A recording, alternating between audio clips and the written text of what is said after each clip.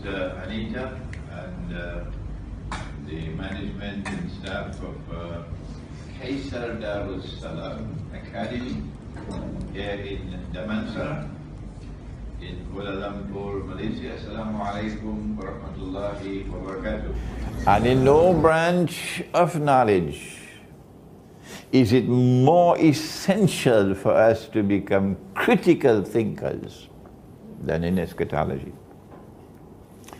You have to bring together a versatile scholarship in politics, in international politics, in economics, in international economics, in monetary economics, in law, a versatile scholarship in sociology, in psychology, a versatile scholarship in history, in the philosophy of history, a versatile scholarship in scriptures, and in the methodology for the study of scripture, the Quran, the Torah, the Zurur, and so on. And in addition to all of that, you've got to have something more. And you have to work for it. You've got to clean the glass of the lamp, which is in the heart. You've got to clean it. You've got to polish it. And then you've got to work. You can't sit down and expect that you're going to reap. You got to plant in order to reap. You got to work.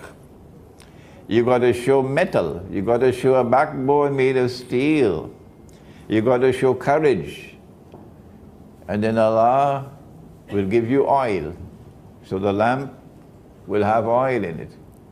And when the oil is there and the lamp's glass is clean, then one day the flame would be lit. They can't get it in Washington. All the think tanks that they have in London, they cannot penetrate the Quran. But if Allah blesses you to do so, then as events unfold in the world, and the critical mind, illumined with nur from Allah, now attempts to study, and now attempts to connect the dots. The angels couldn't do it. When Allah said to them, come on, tell me.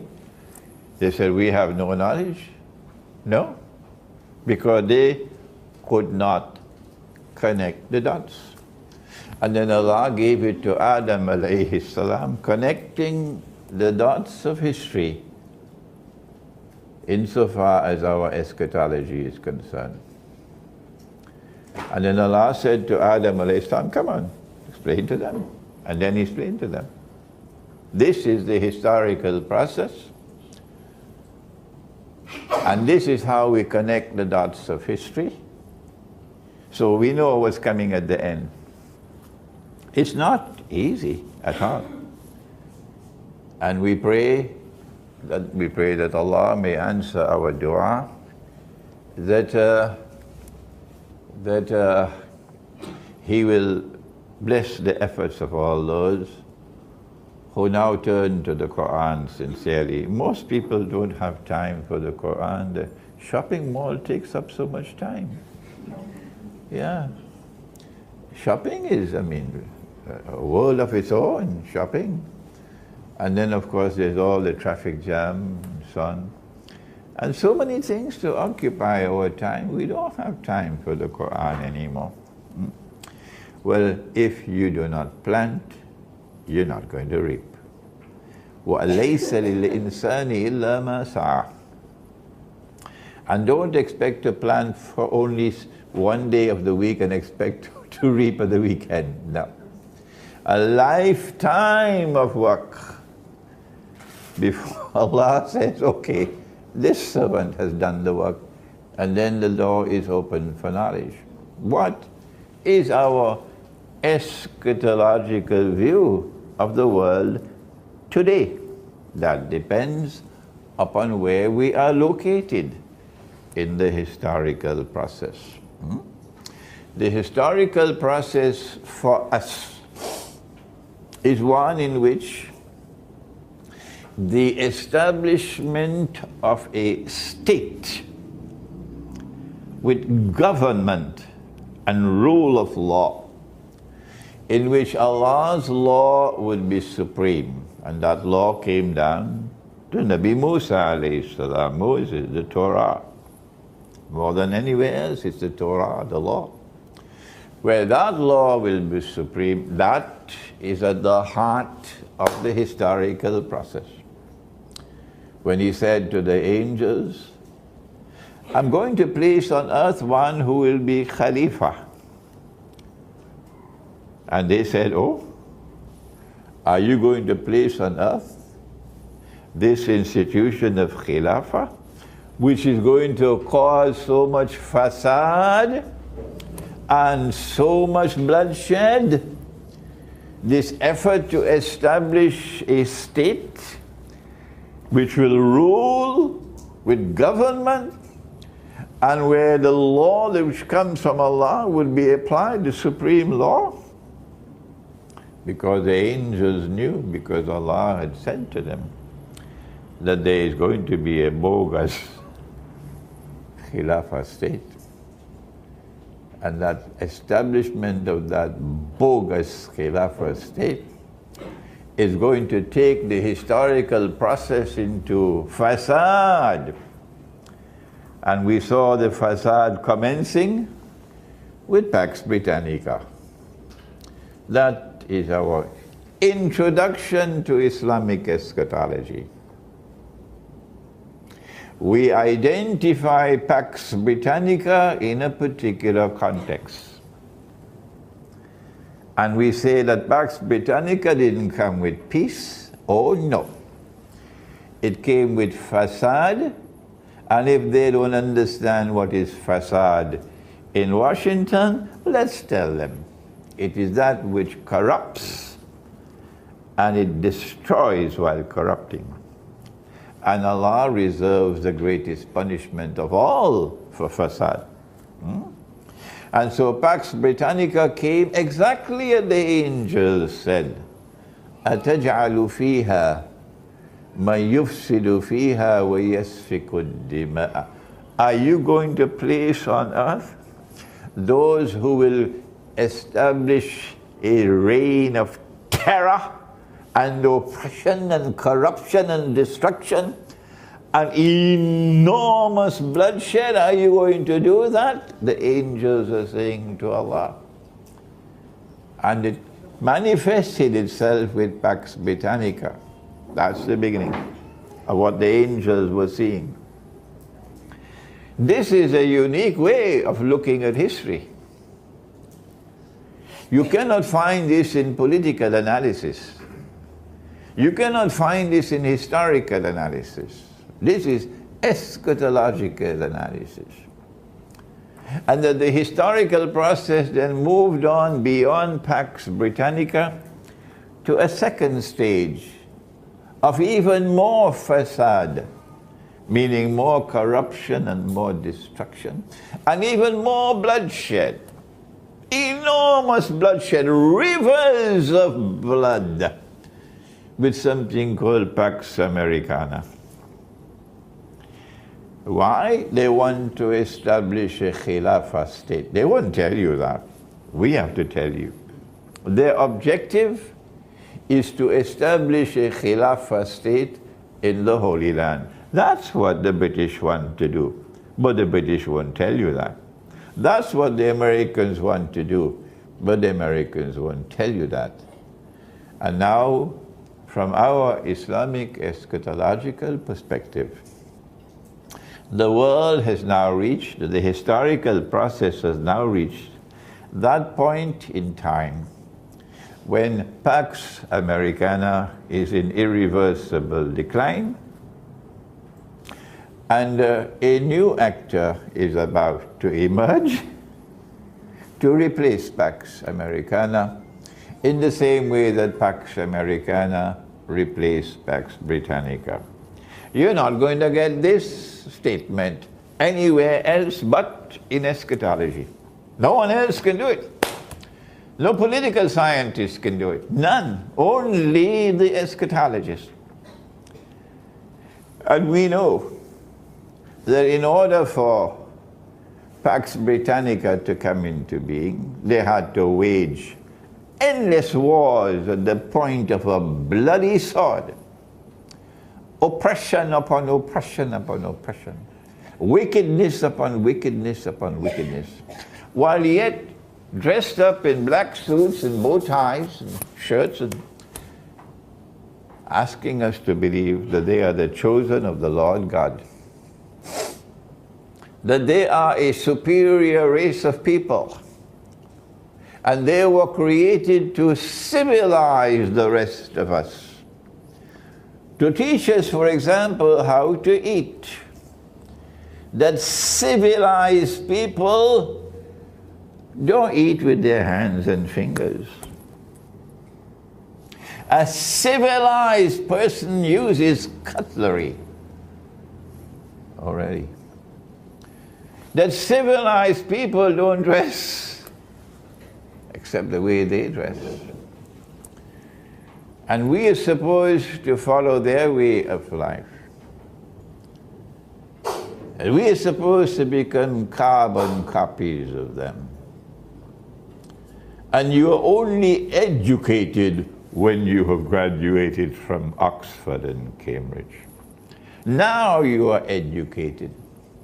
But if you have a degree from a Pakistani institution, that's nowhere. It doesn't belong anywhere. This is Pax Britannica. The arrogance of a people claiming a birthright of superiority over the rest of mankind. The arrogance of such a people. It reminds us of a gentleman, no, should I call him gentleman? Who said, when Allah asked him, Iblis, why did you not submit? Why did you not make sajda when I ordered you to do so before Adam alayhi salam? And he responded and he said, I was born superior. I have a birthright of superiority over him. Exactly what a gentleman called Pax Britannica is saying. It's arrogance. And there is no place for arrogance in heaven. So get out to Iblis. Out you go.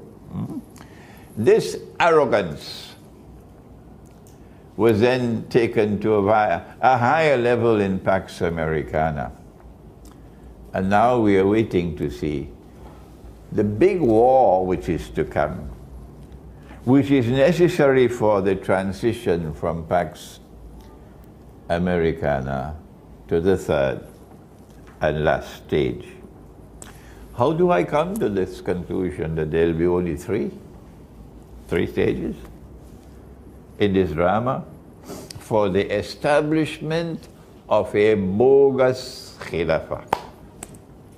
And khilafah meaning the state in which God's law is supreme, where Allah's authority is supreme, where government is based on truth, and truth does not come from CNN, truth comes from Allah.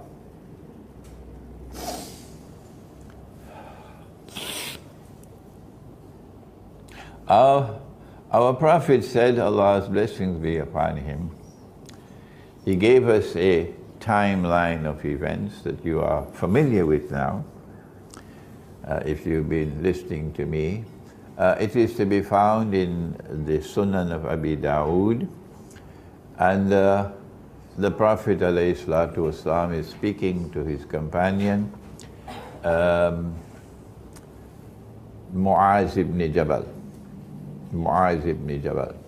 radiyallahu ta'ala anhu. And he said, Umranu Baytil Maqdis kharabu Yathrib.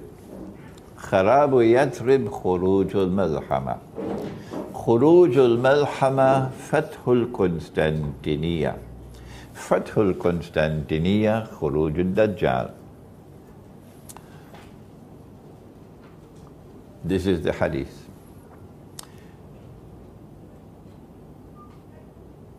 Umranu Baytul Maqdis.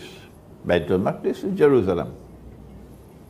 Umranu Baytul Maqdis, when Jerusalem is built up, or when Jerusalem is flourishing, or when Jerusalem is at the center stage of history, occupying a prominent position in the world.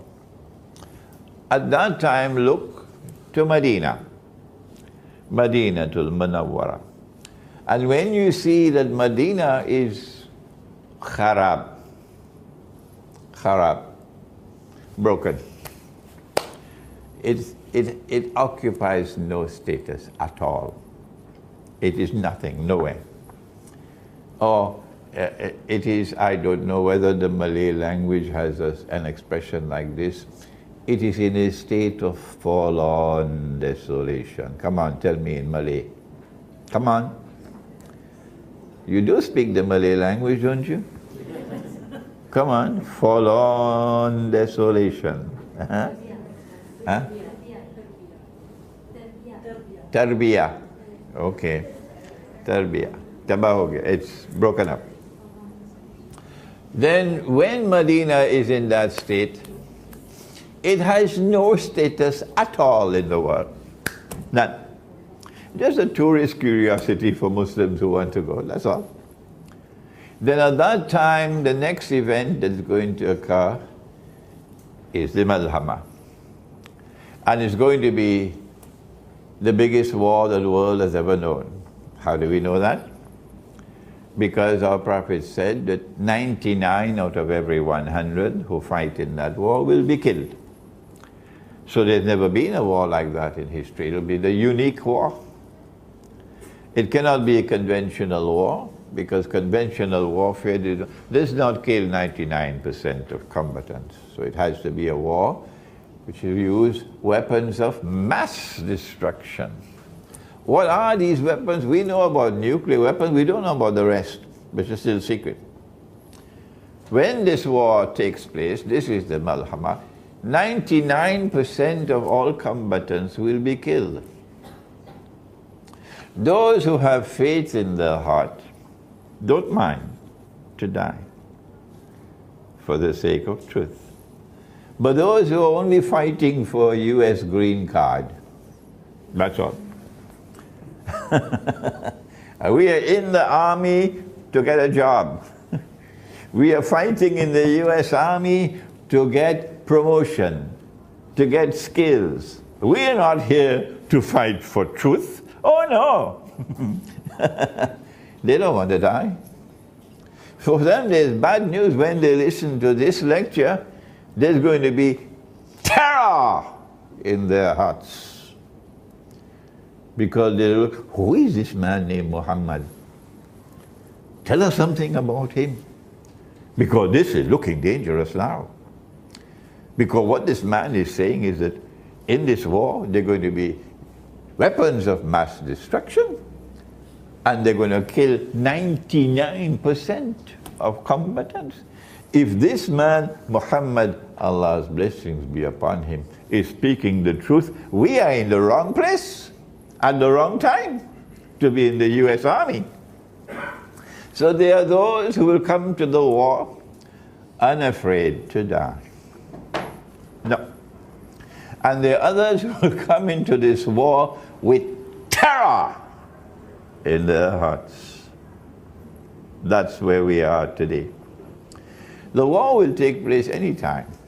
It can start anytime. When will it start? I don't know.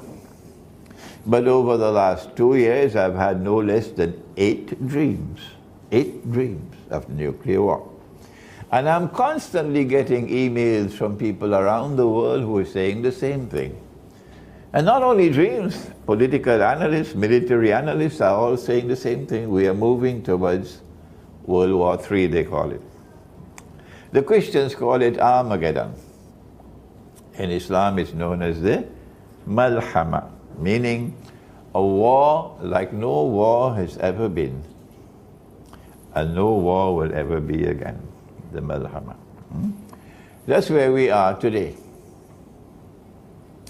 Where will this war take place? we have for the first time, and I have to thank Kaisar Darus Salam Academy, that Imran Hosein for the first time is using technology. Wonderful, wonderful. I'm so happy. Kaisar Darus Salam in Damansara. Thank you. We have a screen there. The Quran is a wonderful book for history. Allah speaks in the Quran about a traveler who traveled to the two ends of the land. The Jews wanted to know whether this man in Arabia, a man named Muhammad alayhi salatu wasalam, who says he's a prophet, does he know about it? A traveler who traveled to the two ends of the land. Ask him about it, because only a prophet will know the answer.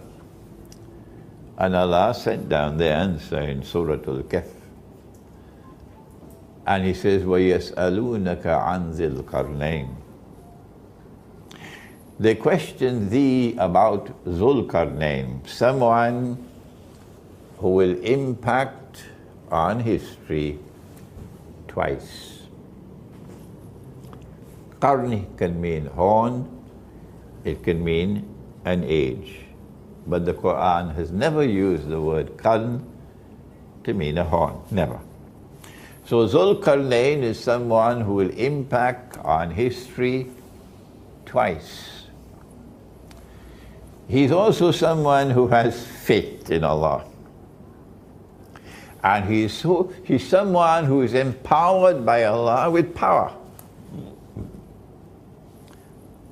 And that power is such that he can pursue any effort he chooses to pursue. So be careful, huh? Be careful, huh? If you're in the US Armed Forces, you better listen carefully while still there is time. He travels in the direction of the setting of the sun until he comes to a body of water.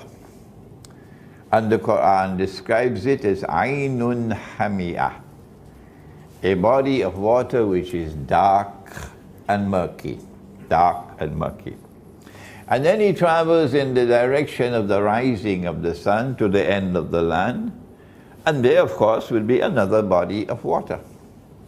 And then he travels in a third direction, which takes him to a pass between two mountain ranges.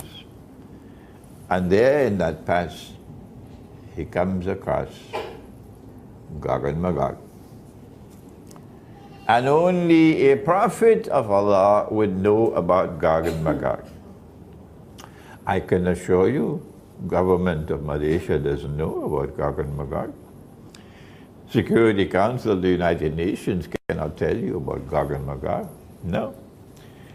It's the Quran. Gog and Magog are human beings. But they are human beings who are also given power by Allah. And they use that power for a specific purpose. That power is used to oppress. While in the case of Dhul Qarnayn, he uses his power to punish the oppressor. So they are opposites. The people in that area turned to Dhul Qarnayn and asked him, can you protect us from these evil people, Gog and Magog, who are so powerful and use their power to oppress? And he built a barrier with iron, blocks of iron. And he then said, when Allah chooses, Allah is going to bring down the barrier. When the barrier is brought down, then Gog and Magog will be released. And when they are released, then said our Prophet, Allah's blessings be upon him, that the first of them will pass by the Sea of Galilee and start to drink the water. And by the time the last of them pass, they will say, there used to be water here. Okay, so now let's go to the map. Shall we? Okay. Here we are. This is the Holy Land here. And the Sea of Galilee is north of Jerusalem. Jerusalem is somewhere here. Here we are, Jerusalem. And the Sea of Galilee will be somewhere here. Okay? Are you following me? Good. So if you know a little bit of geography, you have to come to the conclusion that if Gog and Magog are going to Jerusalem, and that's their destination, Jerusalem, the Hadith does not say Jerusalem, it says Baitul Maqdis. They're going to Jerusalem, that's their destination, and on their way to Jerusalem they have to pass by the Sea of Galilee. Implication is they're coming from the north. They're coming from the north. So now we have to look to the north of Jerusalem to see where there is water. And when we look to the north of Jerusalem to see where there is water, there are only two bodies of water. There's one over here which is called the Mediterranean Sea, okay? And over there's another one called the Black Sea. The Mediterranean Sea does not qualify as Ainun Hamiyah, a body of water which is dark and murky, because visibility is good. You can see deep down, a few meters. But the Black Sea is precisely that, the Black Sea. That's why they gave it the name, the Black Sea. Because it is Ainun Hamiyah, exactly what Allah says in the Quran, Ainun Hamiyah. A body of water which is so dark and murky that visibility is probably only 1 meter. It is to this Black Sea that he traveled when he traveled to the setting of the sun. There is no third option. It's either the Mediterranean Sea or the Black Sea. There is no third one. We have eliminated the Mediterranean Sea, so we are absolutely confident in ourselves and our conclusion that Zulkarnain traveled in the direction of the Black Sea. So he has to be traveling here. If you travel in the direction of the setting of the sun and he came to the Black Sea, then when he traveled in the opposite direction, he'd come to the Caspian Sea. That's right. And in between the Black Sea and the Caspian Sea, there is a range of mountains which last from this sea to that sea. What are they called? What are they called? The Caucasus Mountains. And in the Caucasus Mountains there is one pass, only one, and it's called the Dariel Gorge. And that's where Zulkarnain built the barrier. And Gog and Magog were then contained, or to use the language of a game called chess. Zulkarnain checkmated them. Checkmated them, okay? He has power, and he uses his power to punish the oppressor. They have power, Gog and Magog, but they use their power to oppress. So he checkmated them. Over here, right here, between these two seas is the Caucasus Mountains. In the Quran, Allah refers to Gog and Magog while speaking about a town.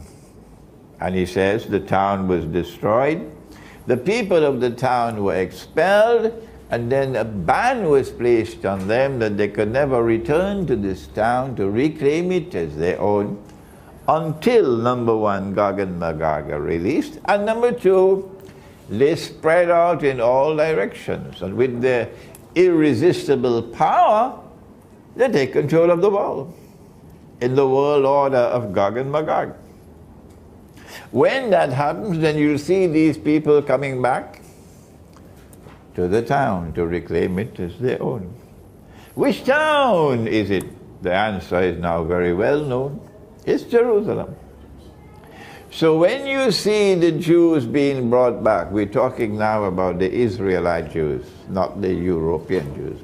When you see the Israelite Jews being brought back to the Holy Land from Yemen, from Iraq, from Syria, from Egypt, from Morocco, all over the world, where they were spread out. وَقَطَّعْنَاهُمْ فِي الْأَرْضِ أُمَمٍ. And you see them being brought back to the Holy Land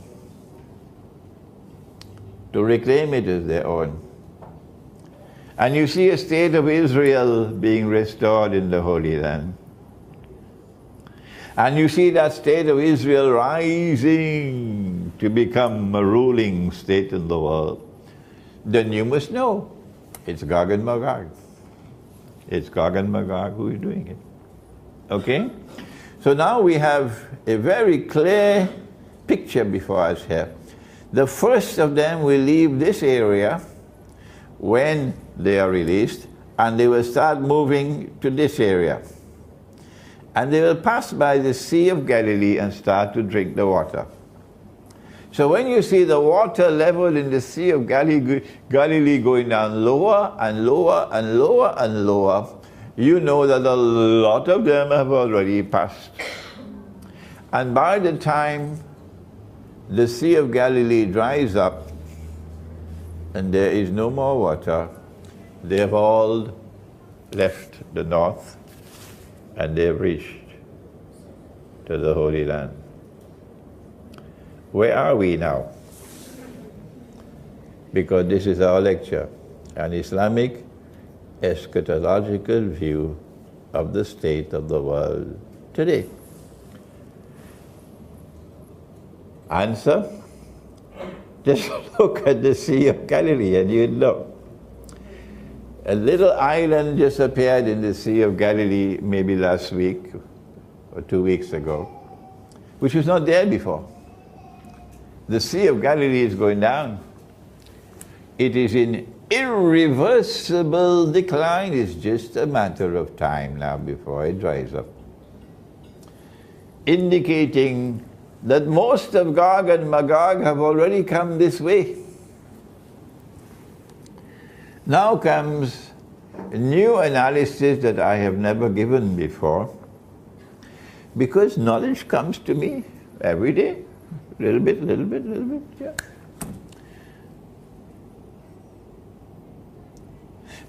If Gog and Magog are leaving the north and coming to the south, and when the water level is very low, the implications will be that most of them have already come to the south. It means that the power of Gog and Magog is being concentrated in the south, in the Holy Land and around the Holy Land, the Arab world. And the power of Gog and Magog is weakening in the north.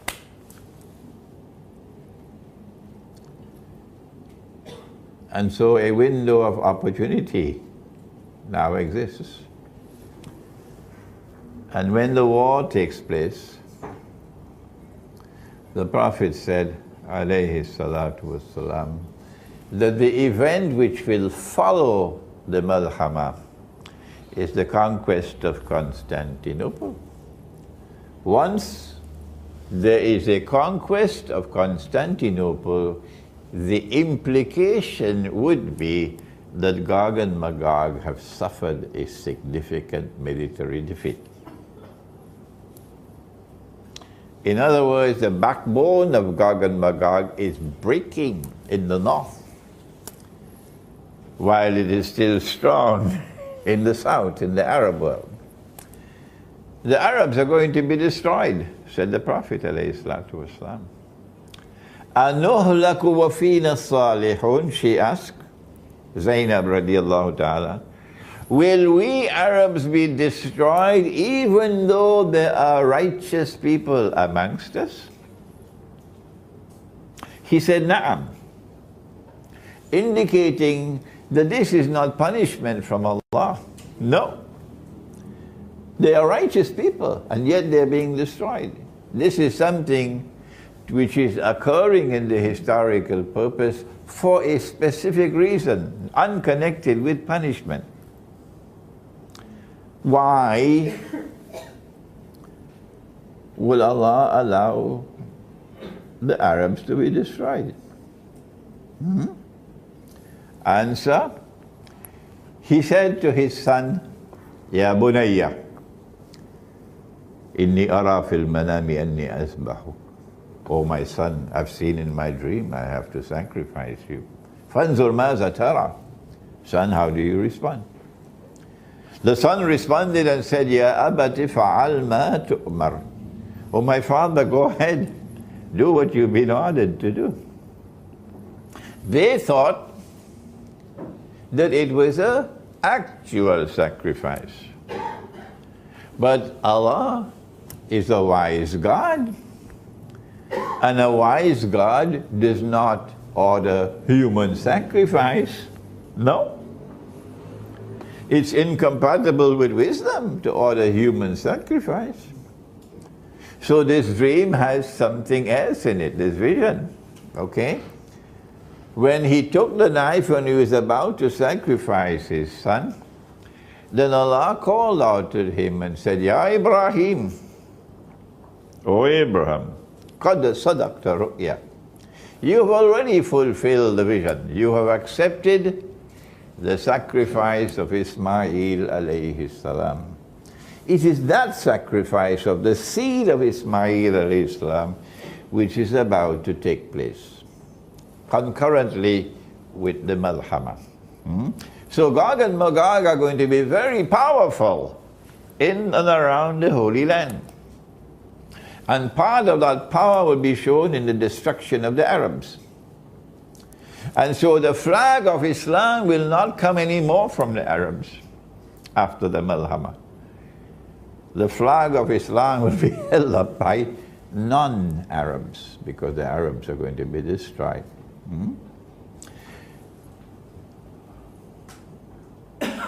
If you look at the Black Sea, you will see that there is a peninsula over here. Can you see it? It's called Crimea. Okay? There it is. And if you control Crimea, you control the whole Black Sea. Look at it. And they did everything they could do for the last few hundred years to ensure that Orthodox Christianity, led by Russia, should never control Crimea. They used the Tatar to control Crimea, and the Tatar were slave raiders. They may listen to me and get annoyed with me, but the facts are there. The facts are there. They were slave raiders. And they loved to raid the Russians most of all. And then the Ottoman Empire took control of Crimea and used the Tatar as slave raiders. Yeah. And the Ottomans controlled Crimea for many years, a few hundred years, until Russia defeated them and Russia claimed the Crimean Peninsula. When Russia took control of the Crimean Peninsula, Britain and France and Europe could not take that. No. They did everything they could possibly do until finally they had to wage war on Russia to deny Russia Crimea. And that was the last great war that took place before the modern age of warfare with the First World War. What was it called? It was called the Crimean War.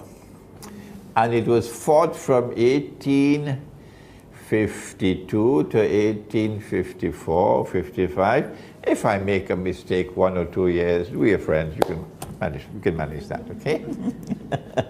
That is when the Crimean War took place. And Russia fought that war courageously. Courageously, yes, courageously, but Russia lost the war in the end. And when they won the war, what they did was to demilitarize Crimea. that Crimea could still remain Russian under Russian sovereignty, but you could not maintain a military base, naval base in Crimea. That is why they fought the war.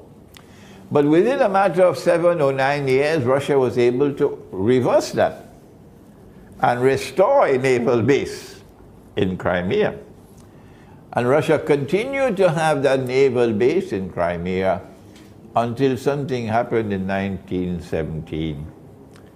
They struck Russia and they plunged a dagger into the heart of Russia in 1917 with the Bolshevik Revolution. And then came the effort to destroy the spiritual heart of Russia, to destroy the Orthodox Christian faith, and to transform Russia into an atheist country, similar to what Britain is today, an atheist country. Nobody goes to church anymore. So you sell the church to whom? To McDonald's hamburgers, of course. Who else? Yesterday, you worship the Lord God in this building. Today you're eating McDonald's hamburgers in it. That's what you are today. And then they brought the Soviet Union into being as an atheist state, and a reign of terror was unleashed to destroy the religious foundations of Russian society. In 1954, 6 years after Israel was born, the Russian leader Nikita Khrushchev secretly planned something to stab Russia one more time. He announced that Crimea was going to be handed over to Ukraine. Already? Do you have the authority to hand over Russian territory to Ukraine? Will the United Nations accept such a nonsense? Huh? Will the so-called international community, which includes Malaysia, will they accept that you could just hand over a people's territory to another people, one man? Huh? But that's what they did. And all the sheep in the world accepted it, up to this miserable day. So Crimea became Ukrainian territory. And when the Soviet Union collapsed, they caused it to collapse, and Ukraine became an independent state, then Russia had to have an agreement with Ukraine to allow Russia to maintain a naval base in Crimea with certain limitations on the number of troops you could keep and so on. And the plan was for Ukraine to eventually become a member of NATO and then kick Russia out. And when that happens, then Russia will no longer be a superpower. Finish. That's the end of the story. They planned, and Allah planned His plan, and Allah's plan was the best. When they struck and they overthrew the government of Ukraine with their color revolution, and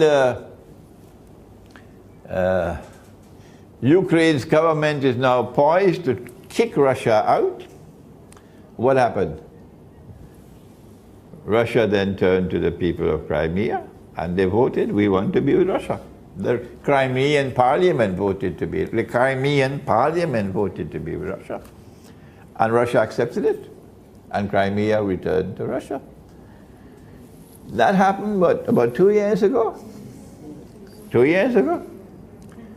That was the most significant defeat that the Zionist movement had ever experienced from the day it was born, when Crimea returned to Russia.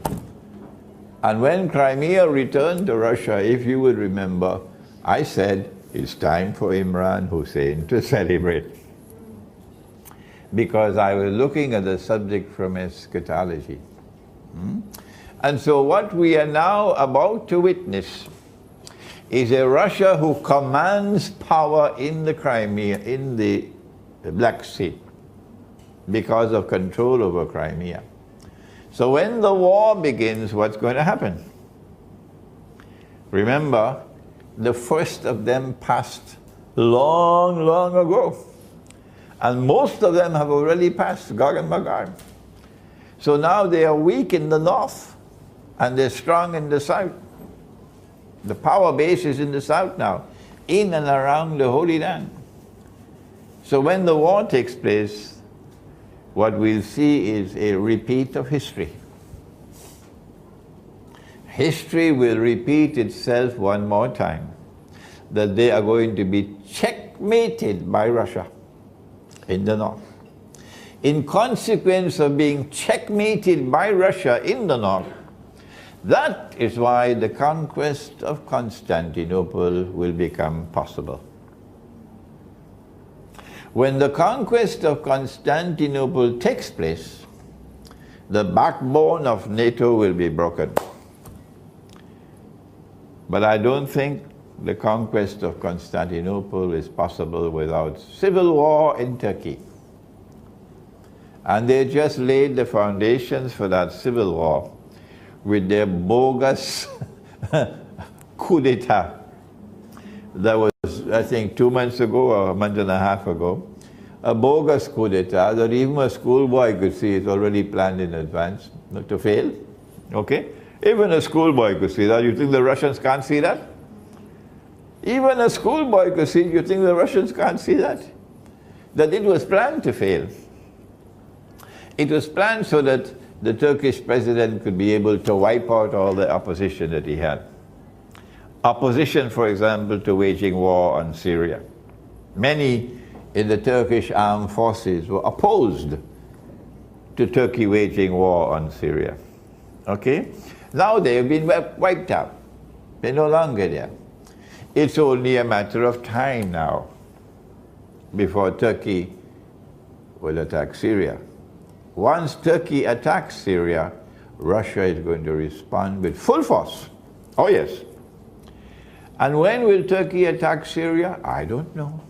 Don't ask me. Don't send me any emails. I don't know. I don't know. But it looks as though it's going to be soon.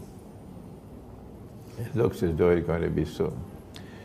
When that attack on Syria takes place by the Turkish armed forces, which I've been anticipating for 2 or 3 years now, and then Russia responds with full force on Turkey, we are laying the foundations for the conquest of Constantinople. The word of Nabi Muhammad sallallahu ta'ala alayhi wasallam must come true. Must come true. Once the conquest of Constantinople takes place, then we know what's going to happen after that, the Khuruj of Dajjal. In between the two, in between the Malhama, or the Great War, and the Khuruj of Dajjal, meaning Dajjal, the false Messiah appearing in human form, between these two events is part 3 of the drama. Pax Judaica. Pax Judaica. And in Pax Judaica we know already, if that, the first stage there was that monetary system with the British pound, and in this stage there was that monetary system with the US dollar, that in stage 3 you must have a new monetary system. I mean, it doesn't need much intelligence to know that. What will be the money system in the 3rd stage? We know already it's going to be invisible money, electronic money. I always wanted to know how you could have electronic money after a nuclear war, until somebody from Saudi Arabia came and told me, Sheikh, don't you have any sense? You have underground cables. The underground cables can survive the nuclear war, so the wireless internet will not be there. But you'll also you still have the internet through the underground cables, okay? So this is how the banking system will be able to survive, but I am getting the impression that they don't need the banking system anymore, they need only the central banks. The world will be ruled by the central banks. So your little bank here and your little bank there and your little bank there, goodbye. Central banks take over. And they control the central banks of the world. In fact, they own many of the central banks. Russia's central bank is owned privately. The Federal Reserve is a private bank. Why did they make it a private bank? Why? Because they want to rule the world through the banking system. How do we respond? How do we respond? My answer is, as soon as the malhama takes place, leave whatever you are doing. Make provisions for your wife and children, and join the struggle for restoring the Khilafah state. The Khilafah state is easy to understand. Understand that it is simply a state in which Allah's law is supreme. That's all. So you can't be a member of the United Nations organization. No. Can't be a member of the International Monetary Fund. Most of our people seem to be comfortable as members of the United Nations. Comfortable as members of the International Monetary Fund, etc. Leave them in their comfort. Those who are the servants of Allah, those in whose hearts there is love for Allah, whose hearts beat for the truth, that the truth must prevail, that the truth must be used to govern, that the truth must be used to judge. These people must now wage the struggle to restore the Khilafah state. So long as Gog and Magog control the world in the world order of Gog and Magog, you could not survive as a Khilafah state. And once you are destroyed, you cannot be restored. They're too powerful. The Khilafah state of the Ottoman Empire was, of course, bogus in many respects, but it still had some of the trappings of the Khilafah state. And that was abolished in 1924. From 1924 to now, almost 100 years, no Khilafah state in the world of Islam. But in the hearts of those who still have love for Allah, the Khilafah state is still there. They have not surrendered the Khilafah state. Their excellencies have done it. Their majesties have done it. Government has done it. Bureaucracy has done it. They don't care for the Khilafah state. It's not a part of their agenda. But in the hearts of those who sincerely worship Allah, the Khilafah state will never be surrendered. So we say to them, you could take that and put it in your pipe and smoke it. You cannot destroy it in the hearts of the servants of Allah. No. And on that day when this big war starts, on that day every servant of Allah is going to mobilize himself. The women will mobilize because they'll have to take charge. They'll have to find the ways of maintaining the family while the men go out. And you're going to struggle to restore the Khilafah state. Can it be done in the Arab world? Can it be done in the Arab world? No. Sorrowfully so, no. Why? Because he had the dream. He had the vision.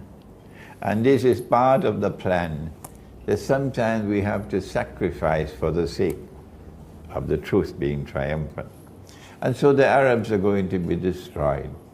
And so the Khilafah state will have to be restored from the non-Arab world. Where will it be? When will it be restored? I don't know.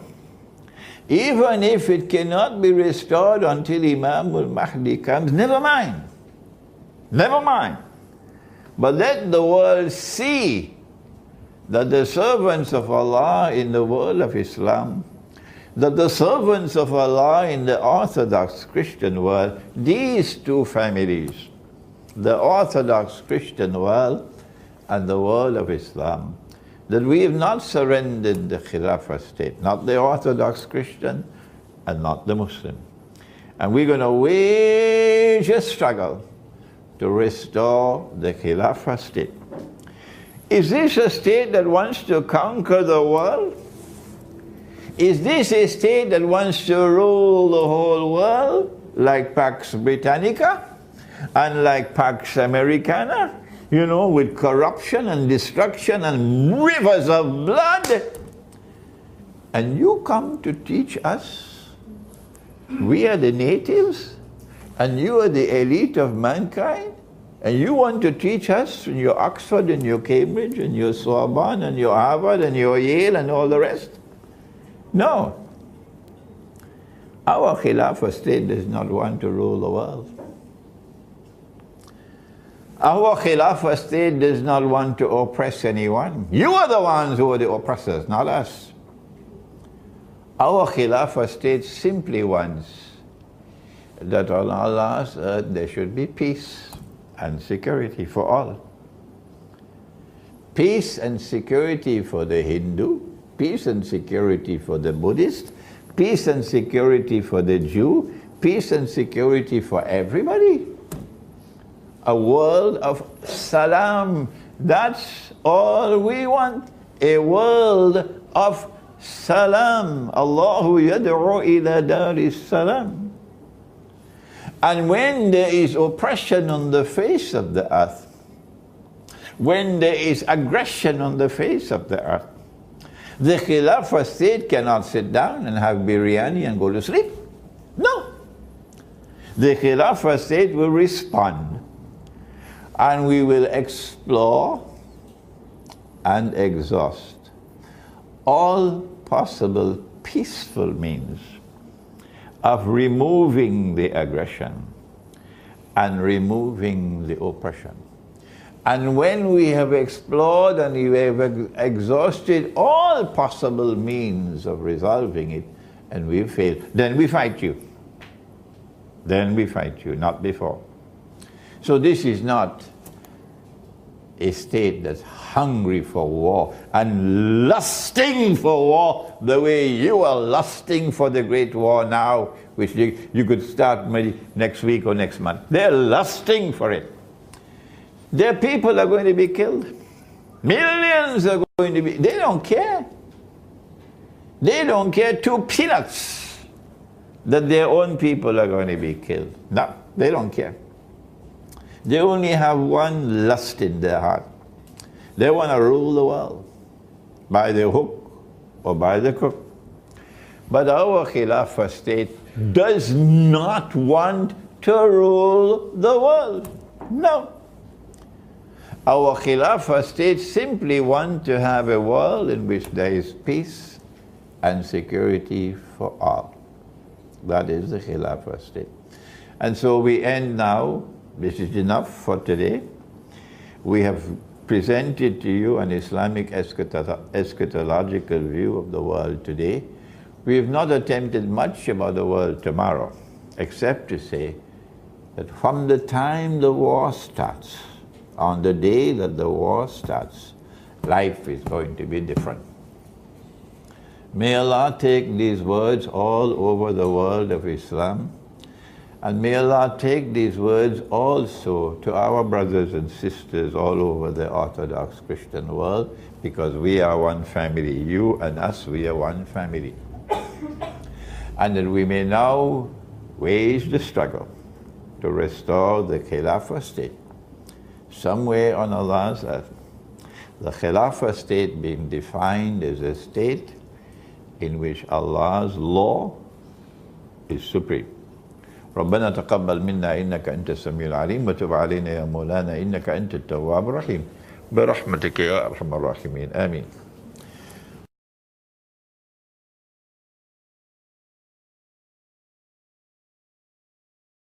Thank you very much, Sheikh Imran Hosein, for your insights and view. Okay, we would like to open for questions and answers. If you have any? Anybody? Nuruddin, can you get me a copy of methodology, please? So I have a question regarding the impending attack by Turkey on Syria. I was wondering if you could explain a little bit on the significance of Syria towards Russia or its conquest of Constantinople. You're wondering if I could explain what? The significance of Syria? The significance of Syria to Russia. That would trigger... The significance of Syria to Russia? That would trigger. Huh? Significance of Syria to Russia that would trigger the flashpoint. The significance of Syria to Russia, that gentleman you're seeing there at the corner is Morris Herman. Yeah. Who is dressed like a sheikh today, mashallah. Welcome, Morris. Yeah, welcome, Morris, yeah. You have a nice hat on your head there. Good. Morris flew all the way from Cambodia to come to Malaysia to interview me this morning. And he's back, he's now here tonight as well, so we are very happy to welcome you, Morris, yeah. Syria occupies a position of paramount importance to Russia as a Christian people. If Russia was an atheist state, then Russia would have no interest in Syria, no. Why should we endanger the state of Russia itself for the sake of Syria? They are an Arab people. They're not Russians. Is it in our national interest to put down Russia for a world war over Syria? The answer is that Russia is Christian, sincerely Christian, not part-time Christian. And Russia considers Syria to be at the heart of the Orthodox Christian world, that this is the last remaining part of the earth which we must save and salvage. If Russia did not intervene in Syria militarily, then Syria would have become already another Libya.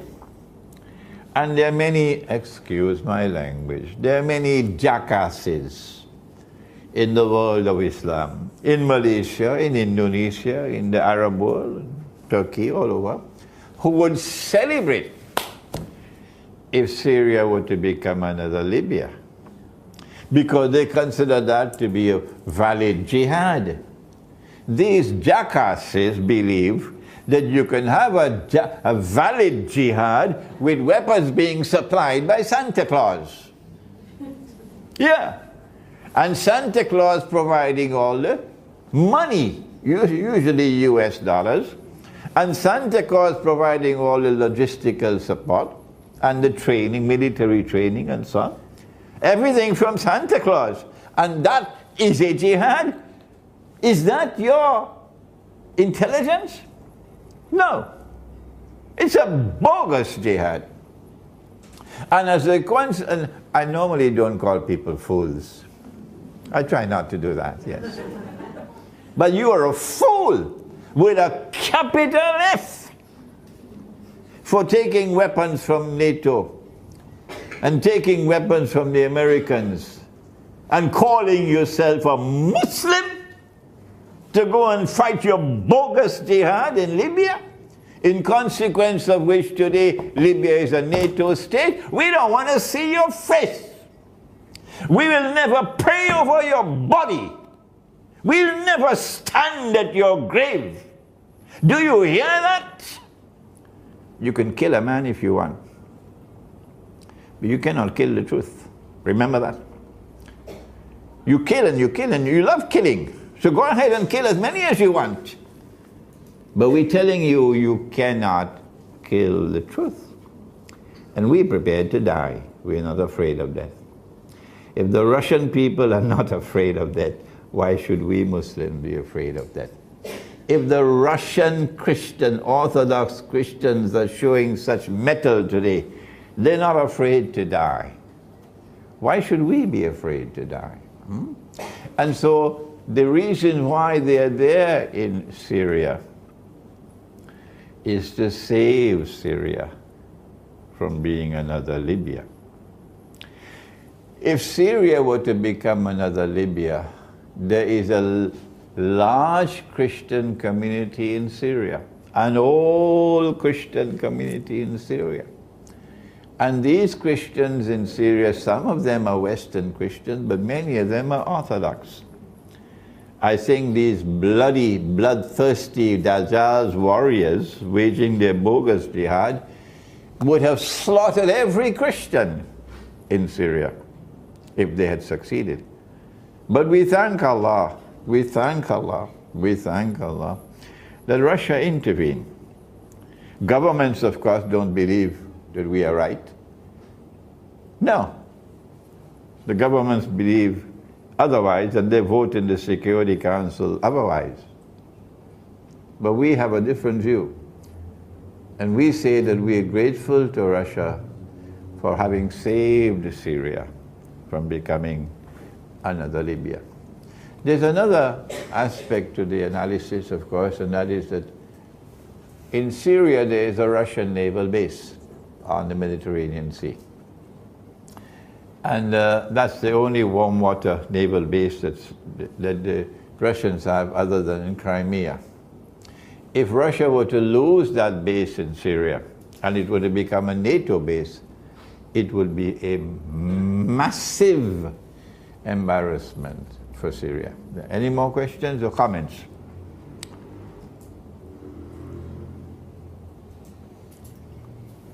Oh, you haven't had dinner yet, okay.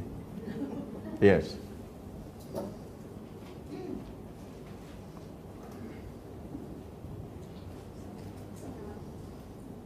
You can sit down, you can sit down. So in the case of a possible war between Russia and Turkey in Syria, for example, so who should we support as Muslims?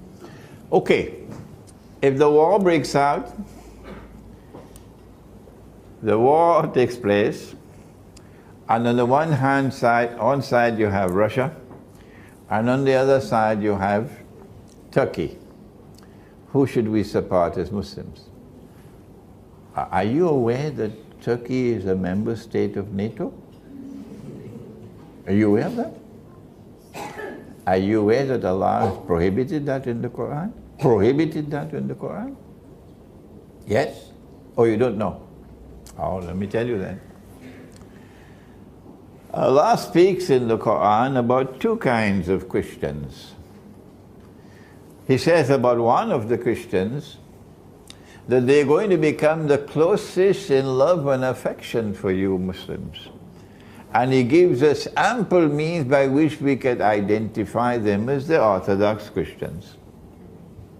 But then he speaks about another kind of Christian in the Quran. And he says, لا بعد أعوذ بالله من الشيطان الرجيم يا أيها الذين آمنوا لا تتخذوا اليهود والنصارى أولياء بعضهم أولياء بعض. Meaning, and this is why I need you to read this book. This is my latest book, Methodology for Study of the Quran. I don't want you to read this book alone, I want you to study it, okay? Do not take such Jews and do not take such Christians as your friends and allies, who themselves are friends and allies of each other. بَعْدُهُمْ أَوْلِيَاءُ بَعْضٍ. And if any of you turn to them with friendship and alliance, as Turkey has done, not the Turkish people, Turkish government, you now belong to them, you've left us. You've now belonged to them, you've left us. So who should you support? Turkey has joined NATO. Turkey is a part of NATO. NATO is the military arm of a Jewish-Christian alliance in Europe, European society, Western civilization. The Quran is speaking about that, prohibiting you. So we cannot support Turkey, which no longer is a part of us. Let's join them. Okay? Whereas Russia is standing up to the oppressor, resisting the oppressor. And NATO is the oppressor. In a war between the oppressor and the one who is resisting the oppressor, if a Muslim stands aside and says, I am not involved in this, what kind of Islam is that? You're supposed to support the victims of oppression. You're supposed to support those who are standing up to the oppressor, because Allah gave to this ummah a mission. Amar bil ma'ruf wa nahi anil munkar. When it is something that is right and is just, stand up for it. And when it is unjust and false, stand up against it. Don't eat biryani and go home and sleep. So you have to support Russia, because Russia is standing up to the oppressor. Any more questions? Yes. I was just wondering, Sheikh, can you share something from Iran? Because they are also not Arab, and they have been a long and light of Kashmir. Yes, there are two forces in Iran. Two faces of Iran. One with which we are very comfortable and happy. When Mahmoud Ahmadinejad was the president of Iran, every Muslim around the world loved him. He commanded the respect of all Muslims. A simple man. When I met him, here is the chair for the man who is former president. He should sit support there, and we have other chairs, and we just a group of about 15, 20 people. He didn't sit on the chair for the head. He came and sat on another chair. And he's wearing a leather jacket, you know, like when you go on a motorbike to go. That's how he was dressed. A man of utmost simplicity, a very lovable person, Mahmoud Ahmadinejad. So long as he was in charge of Iran, they couldn't make a deal with him. They could never make a deal with him. Okay? That's the face of Iran we love. And there are many in Iran whose hearts beat for that age that is now gone. I don't want to say anything more. Any more questions?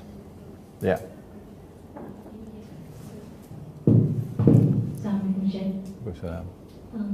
In Greece and Cyprus, there is a good community of Christian Orthodox.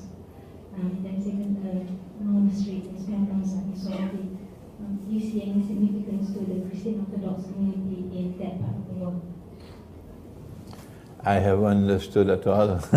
Maybe leave the microphone, yeah. There is a community of... There is? a strong community of A Christian... strong winty. What's a winty? A strong community, okay. There's a strong, no, leave the microphone. Yeah.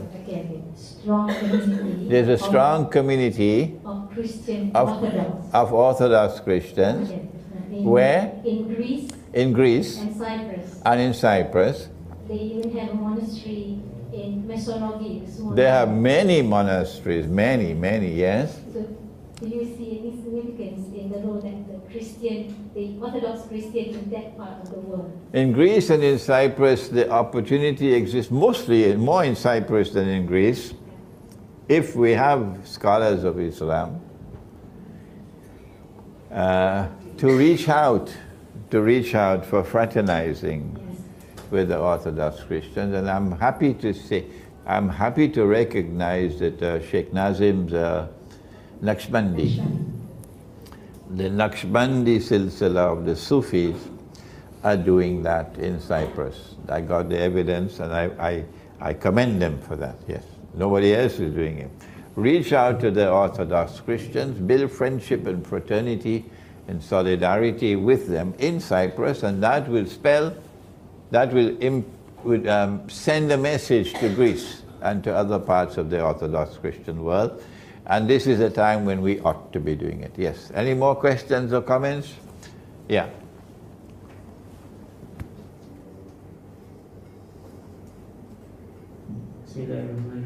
Assalamualaikum. I have a comment and a question. My comment is on the context of the Malhama. The Malhama. Yes. From my point of view, and I've done a lot of extensive research on this particular context, what I believe, this is from my own point of view, my own perspective, that the Malhama, it will be triggered not in the use of nuclear weapons of mass destruction, because I believe if they were to, the Malhama were to trigger with the use of nuclear weapons, I believe that it will not be able for the Pax Judaica to restart civilization. Okay. Because, let's say, there was an all-out war. A nuclear fallout with that all-out war with Russia and America itself will be enough to destroy the whole world. The whole world. All life will be destroyed. Yeah. Okay. Because just take one consideration, one nuclear weapon will be enough just to destroy Israel during that Malhama. Okay. But I believe, and I think that you might need to reconsider that the Malhama will happen, and the weapon that they will be using will be cyber weapons. Okay. I've made extensive research where there was an operation that was carried out by NSA and CIA. It was called Operation Dark Winter, where they made a simulation, a supercomputer simulation of this scenario, where the use of cyber weapons, and they've actually used it previously during the controversy of the Iranian, during the controversy of Ahmadinejad building this nuclear reactor, right? Where they've used one of the most powerful viruses ever built, where it's able to destroy the centrifuges of the nuclear reactor in Iran without the scientists, any scientists in Iran, knowing that it was the virus was causing those nuclear reactor to, I would say, break down. And they themselves made a statement where in Iran, without any knowledge from from the government of Iran, that there is a super weapon, a cyber weapon that's being developed by NSA and CIA. It is called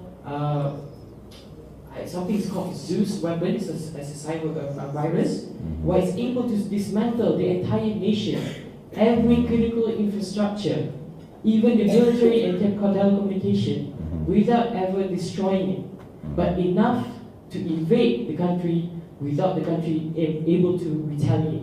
Okay, will it create no sunshine?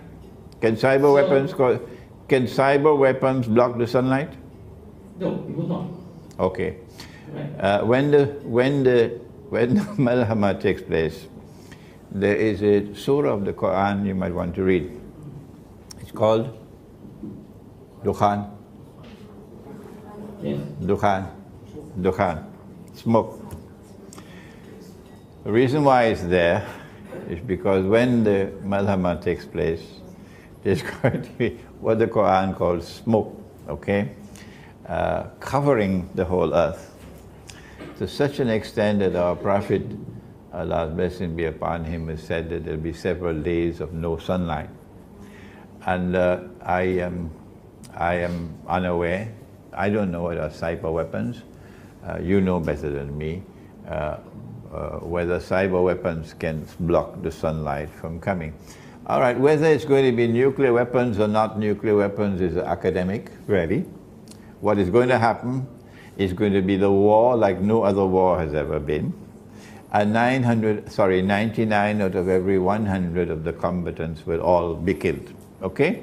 My view is that you have to be, it cannot be conventional war anymore. It has to be a new kind of war. My view is it's a war of weapons of mass destruction, and he has introduced a new kind of weapon called cyber weapons, of which I am not aware. So let's leave that subject to see what's going to happen in the future. Any more questions or comments there? Okay, that's it.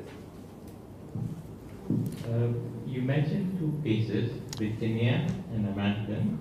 I mentioned two cases. Two phases. Two cases. Phases. Two phases. Yeah, when before the third phase materialized. Two phases. Okay, Yes, the right. phase of the first phase of Pax Britannica, That's correct. the second phase of Pax Americana, That's correct. and you want to know about the third. No. Now the first is Britannia. They're making presence in Kuwait, Bahrain, and Qatar. And the second phase, which you mentioned, America, they're making presence in Afghanistan and Pakistan.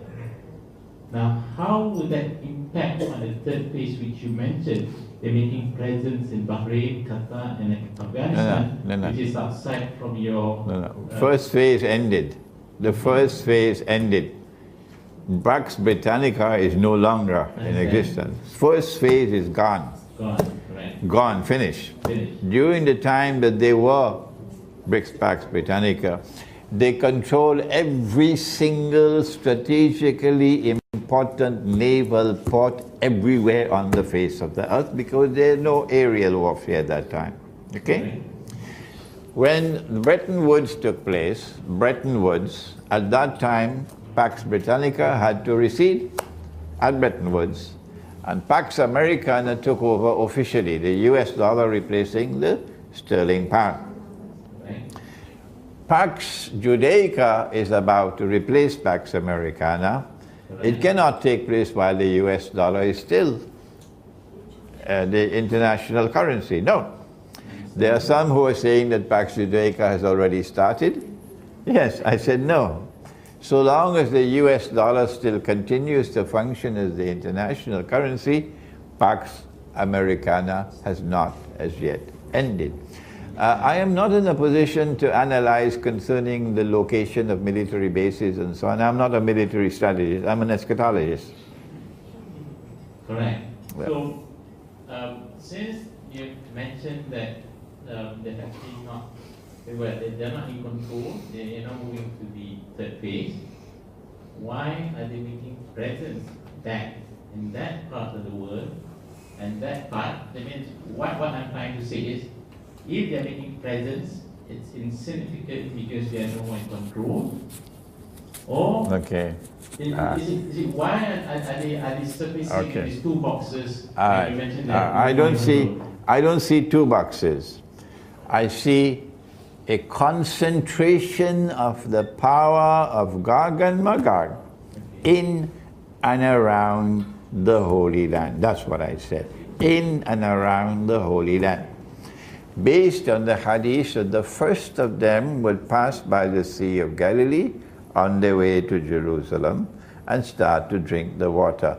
And by the time the last of them passed, they'll say there used to be water here. So the power profile of Gog and Magog is continuously declining at the north and continuously increasing in the south. So when the war takes place, the backbone will crack in the north. That's why you have the conquest of Constantinople possible. But their control of the south is such that the Arabs are going to be destroyed. Okay. Then, since you have mentioned that, can I say that the Afghanistan and Pakistan and that presence actually is just a diversion, whereby the main issue is actually that part of the world? The main issue is because people are diverted in that box. I'm not interested in boxes. The main issue is the Holy Land and around the Holy Land. That is the crux of the problem. I understand. The Arab world is at the heart of the subject, and the Arabs are going to be destroyed. Right. I said to you that as the concentration of the power of Gog and Magog is located in the Arab world, in and around the Holy Land. The periphery is becoming weaker for Gog and Magog. And it will be the non-Arabs who will have to struggle for the restoration of the Khilafah state. And that includes Afghanistan, that includes Pakistan. I simply don't understand your question, I'm sorry. Yes. Okay. Maybe I'll okay. Talking about the diversion. No, hold on. Okay, today, if I was not present in this session Yeah, today. yeah. And I'm a reader out there who reads Times and wherever it is. Yes. I'm making assumption that the big wars will be Afghanistan and Pakistan and that part of the world, and not knowing the fact is that part of the area. This is what I'm trying to say. I mean, you are now diverted that No. the big war The big war is the Malhama. Okay. The Malhama is most likely going to start with a Turkish attack on Syria. I said that. But whenever I give an opinion, you know the rule.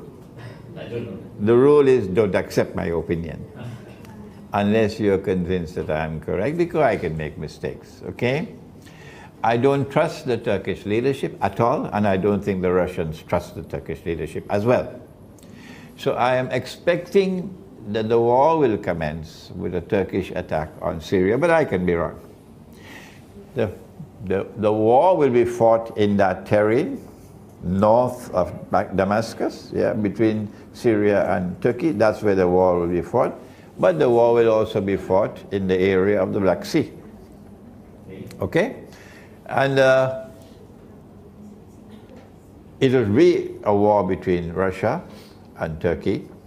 But because Turkey is a member of NATO, it will be Russia versus NATO. China is not going to be standing aside of that war, so Russia will be supported by China. And Iran will be supporting Russia and China, I believe, because the military in Iran is not controlled by the president. The military is controlled by the supreme leader, Ayatollah Khamenei. And he has his heart in the right place, yes. Any more questions? Is this the last question? One more. Okay? Is that accepted? Everybody? Thank you. In the Quran, Allah talks about how the Byzantines were defeated by the Persians. In the Quran, Allah speaks of how the Byzantines were defeated by the Persians, yes. In which surah? Surah Al-Rum, correct. From in a time span of 3 and 9 years, they would reclaim and they would be victorious again. Fi bid'i sinin, yes. Fi bid'i sinin, they will be victorious. Go ahead. Is there a repeat in history of what happened in the old Crimean War when they were defeated and they reclaimed it in 7 years? This is a very difficult question. The Quran goes on to say, this is connected with Surah Al-Rum of the Quran, the opening verses of Surah Al-Rum. And while I cannot mention his name, the questioner, for security reasons, he is directing our attention to the beginning of Surah Al-Rum. And in that opening passage of Surah Al-Rum, Allah says, Lillahi al-amr min qabl wa min ba'd. Lillahi al-amr min qabl wa min ba'd. That Allah's command is going to be triumphant, will prevail on 2 occasions. On a former occasion and on a latter occasion. And it is quite possible, and Allah knows best, that the triumph of the Byzantine Empire over its rivals, which took place at that time, can then be repeated. Orthodox Christianity will again be triumphant with Allah's help on a subsequent occasion. This could be coming soon, yeah. One more question? The last one, eh? Oh no, we have 2 now. Yeah. Oh, wait a minute, you made a deal with me. Yes, I just wanted to ask about you mentioned about Naqshbandi in Cyprus. Yeah. So I was just wondering if they are actually practicing the correct Quran. Oh no, I am not going to speak about whether this group or that group or that group are good Muslims or not. I'm not walking down that road at all. If anybody does something right, even if his name is Nawaz Sharif, I will say it's right. Yes. And because the Naqshbandi, whether people like it or whether they don't, is irrelevant to me, absolutely irrelevant to me. your likes and your dislikes. If the Naqshbandi Sufis extend the hand of friendship to the Orthodox Christians in Syria to try to build friendship and reconciliation and alliance, it's time for me to say they're doing the right thing and you better follow them. Next question, please.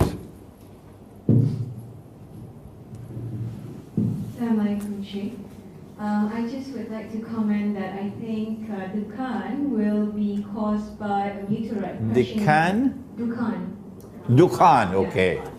Are you British? No, I'm not. As I was saying, in my opinion, I think it will be caused by a meteorite crashing to Earth. The Dukhan will be caused by a meteorite. Yes. Yeah? Crashing to Earth. Yeah. That's just my opinion. Okay. Also, you mentioned about electronic. Oh wait, you're asking two questions, huh? No, it's just a comment. A comment, okay. Yeah, my opinion. Yeah. I'm just thinking, I need to understand because you mentioned we are going to go back into time, old times, where gold and silver will be used as the current money. How will that come about? Because we're now talking about the electronic money. Yeah. When the US dollar collapses, the balloon bursts, if you go to my YouTube channel, you'll find 3 lectures on money, just delivered in Sitapak. The first was what is money in the Quran and Sunnah. The second was what is money in the world today. And the third is entitled Beyond the Petrodollar, an Islamic response to the bogus monetary system. Okay? And in that lecture we said Israel cannot claim to be a Khilafah state unless Israel is using gold and silver as money. When that day comes that Israel brings back gold and silver as money, I hope I'm not alive. May Allah take me away from the world, because the shame and the disgrace will be too great for me, for my heart. My heart will burst. That these people have to bring back dinar and dirham, while our people were eating biryani and going home to sleep. The shame and the disgrace will be too great. So I ask in that lecture that all those who hear my lecture, go and ask your scholars of Islam, wherever you can meet them. Even if you can't meet them in person, you can send an email to them and ask them politely so. We don't see this money in the Quran and Sunnah, no. The money we're now using, is it halal or is it haram? And we don't want a private answer. We want an answer that we can publish, okay? So you put some pressure on them. If they say we don't know, you can ask them, well, how long will you take? We want an answer. You can't remain silent forever. No, okay? In the meantime, if it is possible to have money which is redeemable in gold, like Ahmad Sukarno attempted in Indonesia, that's why they overthrew him, that the Indonesian rupiah would have been redeemable in gold, that you could go take it to some office and collect your gold, redeemable in gold, then the Indonesian rupiah would have been halal. It's redeemable. It's like a check. You can cash the check, okay? It's redeemable in gold. Perhaps if that can be done, then that would be a solution to the problem. However, they cannot allow anyone to succeed. Because if one country were to succeed, it will bring down the whole monetary system. So they will wage war to prevent you. That's why they attacked Libya. They wage war to ensure that you do not establish a monetary system in which your money is redeemable in gold and silver. Okay? We said that an alternative could also be where you establish markets in which you use actual gold and silver for buying and selling. We just had Eid al-Adha, Hari Raya Haji. And in Hari Raya Haji or Eid al-Adha, you have to buy animals to sacrifice. So I don't know what you use, whether you use ringgit or rupiah or whatever. I use dinar and dirham. Yes, I bought my animal with dinar and dirham. Yeah, and then we had the sacrifice. If we could encourage this is a micro response. Before the war takes place, okay, make sure you have at least 100 dirhams at home. It may be 2 dirhams a day for food, 2 dirhams a day, depending on the size of your family. So at least for 50 days you have food. Make sure you have at least 100 dirhams at home. And if you can have some dinars as well, alhamdulillah, that's even better, okay? This is another response that you have. Finally, we said that one of the prophecies of Prophet Muhammad ﷺ is that in the end time, the earth will vomit from its liver columns of gold and silver. The likelihood is that this will take place in Indonesia. Yeah, because of the volcanoes of Indonesia, they call a ring of fire. And these volcanoes are all already producing gold in Java, okay? When that gold comes into the world, that gold can then be used to fight the monetary system. Yeah, I think that's enough for today. Please study this book. We're going to put on my website a comment section where you can write your comments on this book, and we'll put it on our website, inshallah. All right, thank you so much for all the questions and comments.